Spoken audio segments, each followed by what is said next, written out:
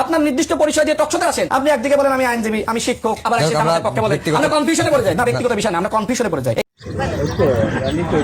কত বড় আবালে এই লোক, চিন্তা করেন। সে বলতেছে জামাতের লোকরা যখন আপনার টকশোতে যায় তাদের পরিচয় নিয়ে তারা কনফিউশন হয়ে যায়, কারণ কখনো তারা ডাক্তার পরিচয় দেয়, কখনো দেয় হলো আইনজীবী, কখনো ব্যবসায়ী, এই এক্সওয়াইজেড। আরে গাদার বাচ্চা, তোর কি আসলে বিবেক বুদ্ধি হইতো না? ওইদিন আগে দেখলাম তোরে দৌড়াইছে বাসা থেকে, তুই সহযোগিতা চাইছিস।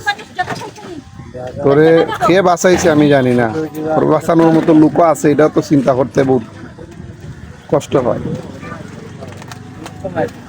রাজনীতি কোনো পেশা না, এটা হইলো সেবামূলক একটা দায়িত্ব।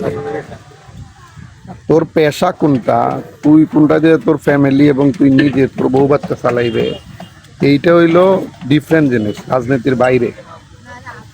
মগার বাচ্চা মগা তারা আইনজীবী না হয়ে কি আইনজীবীর পরিচয় দেয়?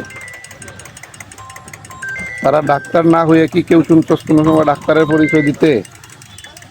চালা বেবা, ডর বাচ্চা বেবা।